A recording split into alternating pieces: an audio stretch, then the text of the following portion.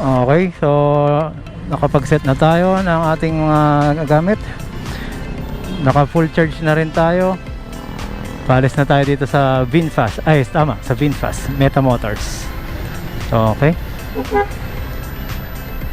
Nandito po tayo sa EDSA bike lane. So, tagos tayo dun sa ano. Medyo makakapag ano tayo, hataw tayo ng konti. Sarap nito, guys. First time niyo po makikita to na malayo-layo tayong ano. So dito ang ano na to, U-turn sa baba.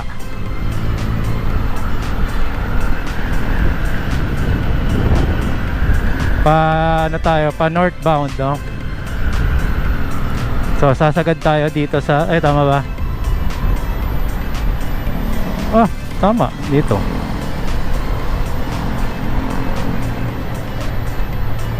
Dito ang U-turn, stoplight. Dapat pala, pwede rin pala tayo doon. Kaya lang di tayo makakataw.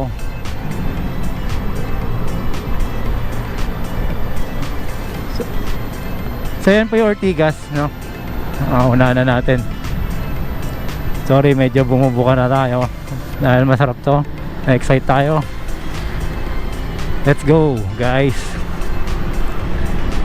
So takbo natin 40, 42.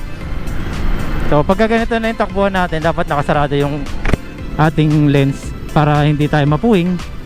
Safe, ano natin yan, safety.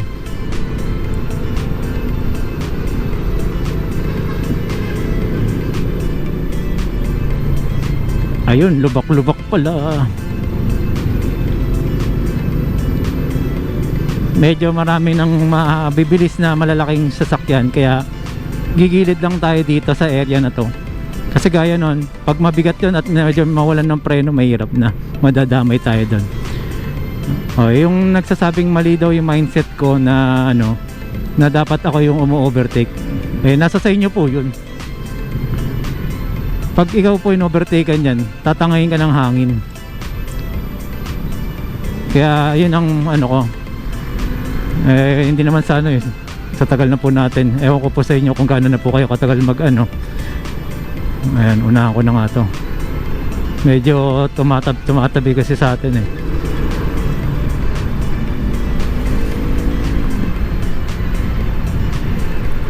Ayan, 50, takbo natin.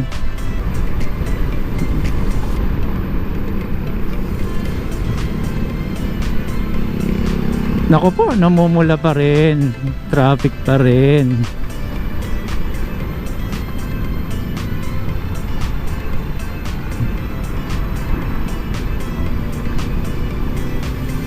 Camp Aguinaldo.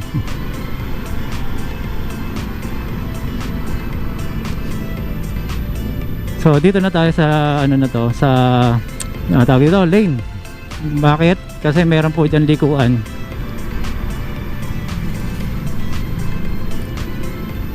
So na-invite tayo doon, napatambay tayo doon. Thank you, shoutout kay Paulo. Ayan. Kaya padamihin lang po natin ang ating mga kaibigan. Nakakatuwa po, ano. Ang saya din ng napupunta ka sa mga events. Soft opening. So may target date sila, pero hindi po ako mag-a-announce, sila po. Baka mamaya ma-preempt ko yung ano, yung petsa, no. So yan, kaya po tayo nandito kasi doon tayo sa taas, no, sa flyover. Kasi pag pababa, doon ka mapupunta sa Boni Serrano. Pwede rin po doon, papunta naman tayo ng circle. Pero gusto ko po talaga dito sa ano Ano nangyari, nasiraan? Ay, nagbanggaan. Ayun. So, ayan. Ayan. Ito po, sharing po, no. Nakikita ko yung kalsada, may ano po, may langis. Kaya dapat mabilis po tayo bumasa ng kalsada. Ayan, 35. Level 1 lang po tayo. Ayan, hindi natin naipindot ang 2 dahil ano na siya. So Shifa ang ating gamit na tire. Shifa. Napakabata nung may-ari nung ano. Napakabait, napaka-accommodating kausap. No, price reveal ba guys? Sila na muna. Huwag natin preempt yung ano. So Cubao na tayo. Nagdadalawang isip akong paspasan dahil ngayon lang po tayo naglayo ng ganito. Ilalapit muna natin ng konti pa. Si Mark Fabay po ang ating nag-program nitong controller na to. So sa mga nag-aanap po ng controller at magpapaprogram, si Mark Fabay po ang itong gumawa ng akin. Pero marami din po tayong builders dyan, no?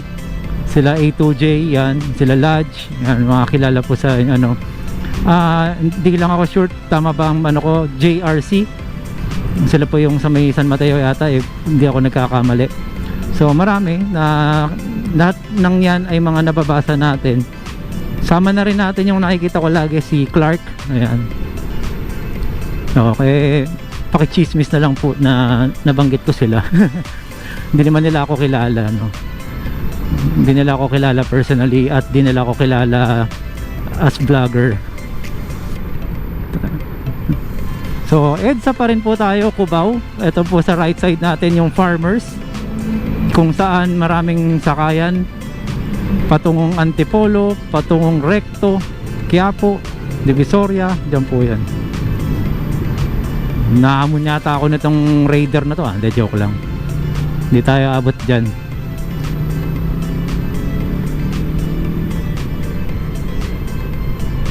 Pero kaya nating sumabay ng konti.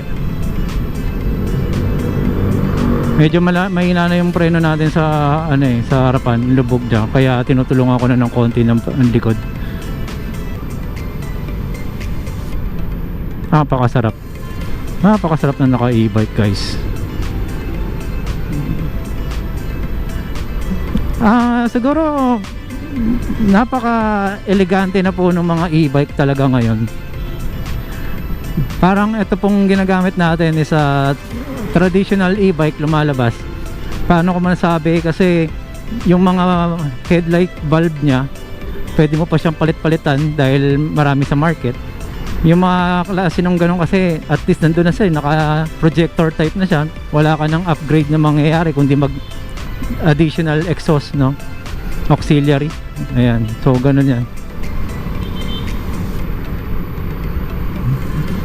So tinutuloy-tuloy ko muna po yung video. Ayan, kung di ka po marunong sumingit, wag ka sisingit.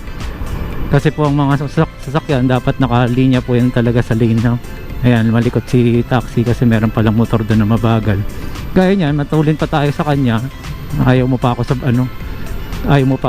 sa mismong main road.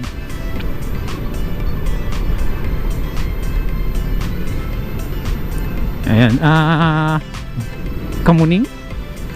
Kamyas pala. Nandun pa kabila yung Kamuning. Okay, unahan na natin itong mga to. Tarararara, tarararara.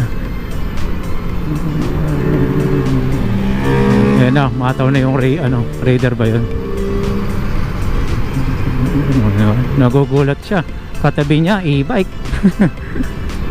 Naku, ang bagal nito.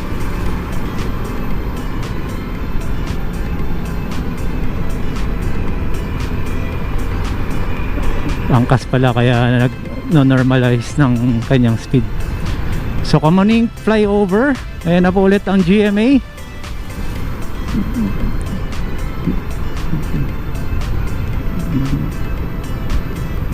Magmumunyos po tayo guys para magdire-diretso tayo ng takbo dun.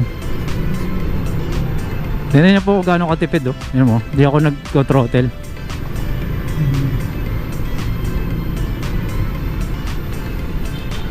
So ang dami po nating na-i-share dun po sa pinuntahan natin.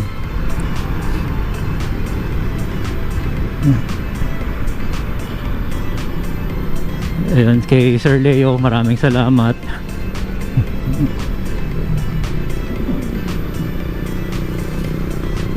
na natin to. So bukas ko na lang dadaanan yung ano ko, iuwi ko. Natamad na akong bumalik.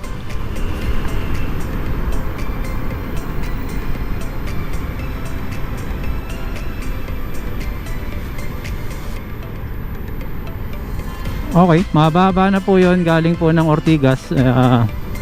Andito na tayo sa ano, traffic, grabe.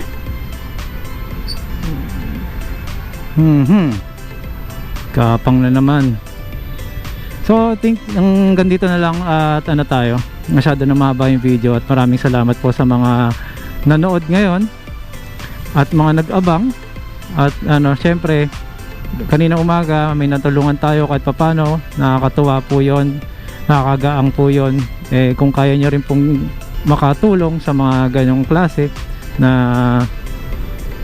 lalo na ano no, kasama natin nag-e-bike, ang ganda po ng pakiramdam po no, nakakatulong tayo, nakakapag-share. Actually ako, more on sharing lang tayo. Ngayon kung may mga kumukontra, nasa sa inyo po yan. You have the freedom, no, freedom of speech, no? Okay. So Eton, gapang na tayo ulit. Sayang, sadness, no? Pero try natin ulit kung makakapag-video ko ulit dun sa may congressional. Okay? Thank you, thank you.